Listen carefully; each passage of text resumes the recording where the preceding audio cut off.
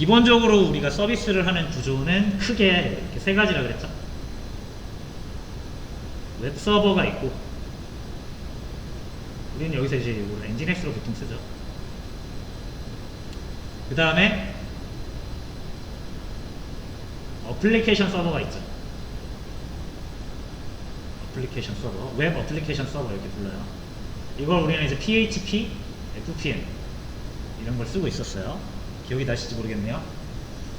그 다음에 얘가 이제 데이터를 좀 영구적으로 보관할 필요가 있으면은 DB가 필요하죠. 이건 우리가 이제 마리아DB라는 걸 쓰고 있습니다. 이렇게 연결이 되는 거죠. 그 중에서 이제 우리가 요거를 그냥 컴퓨터가 아니라 컨테이너라는 걸로 구축을 한 겁니다. 나머지도 우리가 해봐야겠죠. 얘를 컨테이너로 구축하고, 얘를 컨테이너로 구축하고. 근데 이제 컨테이너들은 제가 다 격리된 환경이라고 했잖아요. 그죠? 그래서 추후에는 우리가 이 컨테이너들끼리 통신하는 것도 체크를 해봐야 됩니다. 잠시만요, 여러분.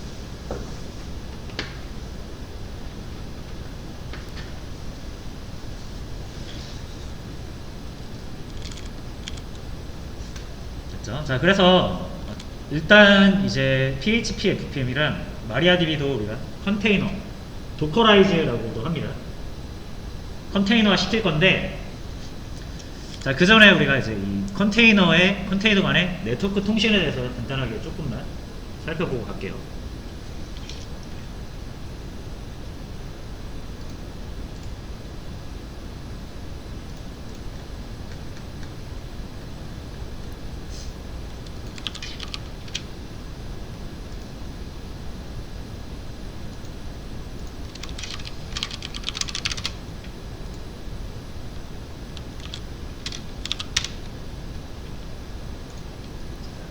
컨테이너 간의 네트워크 통신.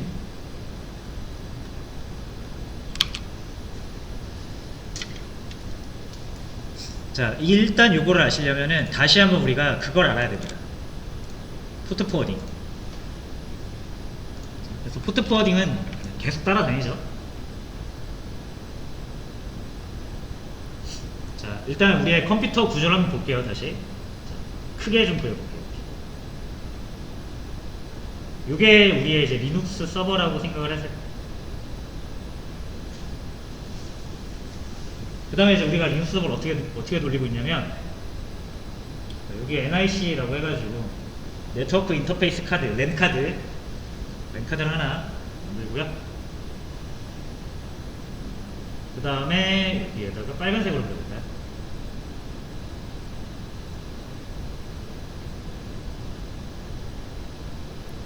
도커라는 거를 우리가 설치를 했어요. 그렇죠? 그래서 도커는 뭐 한다 그랬죠? 컨테이너를 여러 개 돌려줄 수 있는 역할을 합니다.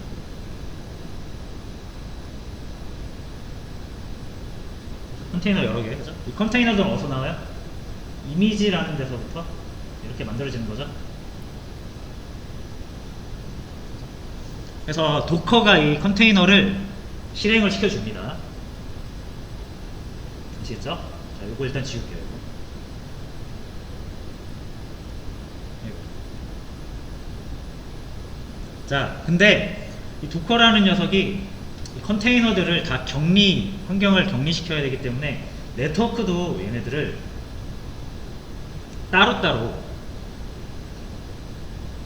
얘네들이 네트워크를 따로따로 사용할 수 있는 형태로 만들어줘야 됩니다. 자, 그러기 위해서 이제 도커는 어떻게 하냐면, 도커의 가장 바깥쪽, 사실상 이제 도커가 컨테이너를 실행시켜주는 애니까 도커가 대장이잖아요. 그래서 저희 도커 네트워크라고 있어요.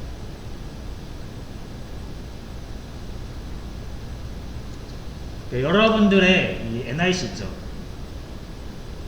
얘가 만약에 우리의 10.0.2.16 또는 10.0.2.15 둘 중에 하나겠죠. 이게 우리 리눅스 서버의 IP입니다. 자, 근데 도커 네트워크라고 해서 새로운 네트워크를 우리가 부여를 받습니다. 여러분들이 도커를 설치하면 자동으로 이 네트워크가 생겨요.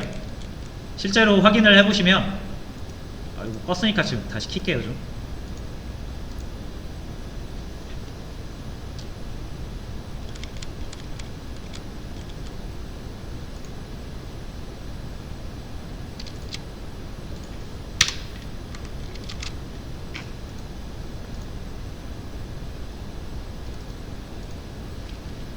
잠시만요.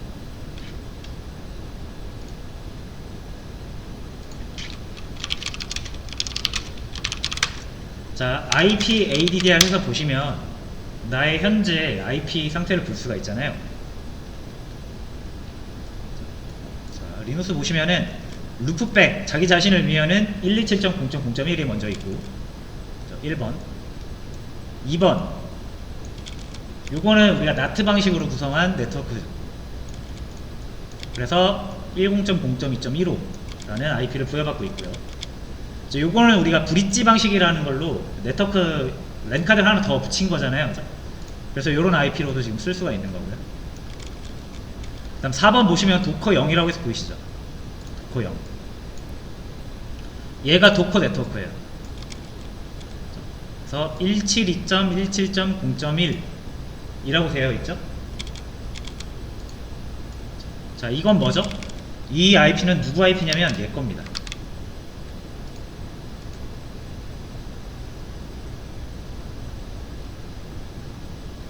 (172.17.0.1) 도커 네트워크라는 게 이런 IP를 가진 상태로 만들어집니다.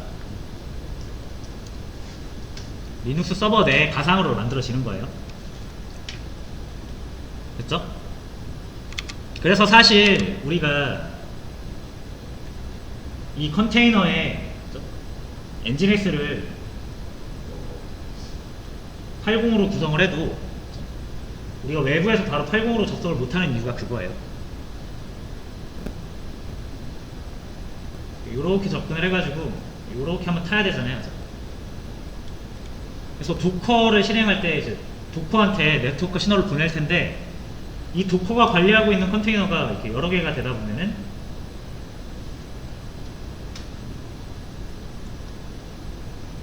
얘도 80을 쓰고 얘도 80을 쓴다라고 하면은 어디로 가야 될지 모를 거 아니에요.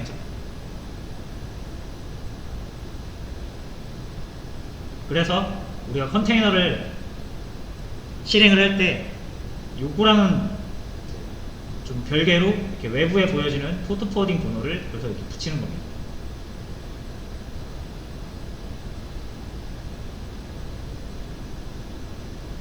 뭐 이런 식으로. 그래서 실질적으로 우리가 도커에 있는 컨테이너에 네트워크 신호를 보내려면 요 IP 있죠? 172.17.0.1 땡땡 8088 하면은 이제 요 첫 번째 컨테이너에 80 포트로 연결이 되는 거예요. 그래서 얘가 이렇게 포트 포워딩을 해주려면은 컨테이너들이 포트 번호를 가지고 있어야 되겠죠. 그래서 이런 개념이라고 일단은 이해를 하시면 됩니다. 그 도커 네트워크라고 대장 네트워크가 하나 있고요. 이 대장 네트워크가 각각 컨테이너들한테 포워딩해서 네트워크 신호를 뿌려주는 역할을 합니다. 어떻게 보면 얘가 나트 방식인 거죠. 도커 안에서의. 도커 안에서의 라우터가 되는 거고요. 우리는 컨테이너들을 무조건 이 동일한 IP로 접근을 하되 포트 번호로 구별을 해서 내가 1번 컨테이너, 2번 컨테이너, 3번 컨테이너 이렇게 접근할 수 있는 겁니다.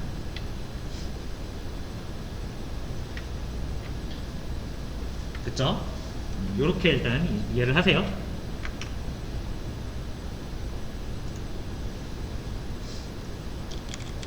자, 그래서 우리가 이거 이제 실습을 할 건데, 자, 그럼 통신하는 방법의 경우의 수가 이렇게 네 가지가 나와요. 컨테이너끼리 말고 컨테이너의 통신 경우의 수를 따져볼게요. 자, 첫 번째로는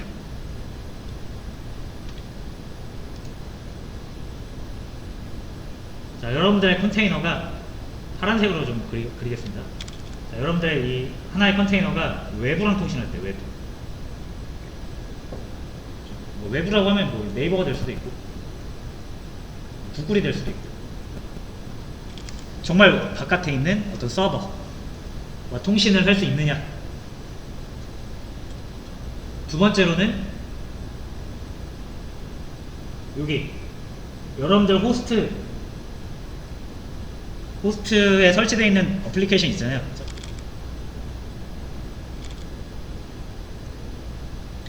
그래서 이 도커가 호스트랑 이렇게 또 호스트 앱이랑 통신할 수 있느냐. 여러분들 뭐 리눅스에 설치된 거, 리눅스에 설치된 어떤 네트워크 프로그램과 이 도커가 통신할 수 있느냐. 이런 경우에 있어도 우리가 생각을 해볼 수가 있을 거고, 세 번째로는 컨테이너끼리 얘랑 첫 번째 컨테이너와 두 번째 컨테이너가 통신할 수 있겠느냐. 그것도 따져볼 수 있겠죠. 또 하나 이런 방법도 있어요. 이 컨테이너가 자기 자신 내부의 프로그램과 통신할 수 있느냐. 요거는 이제 얘 입장에서의 루프백이죠.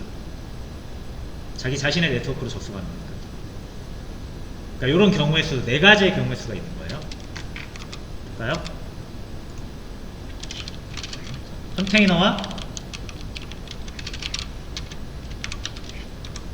외부, 그리고 컨테이너와 컨테이너 내부, 컨테이너와 호스트 PC 내부, 컨테이너와 컨테이너. 이렇게 네트워크 통신을 시도해 볼 수가 있겠죠.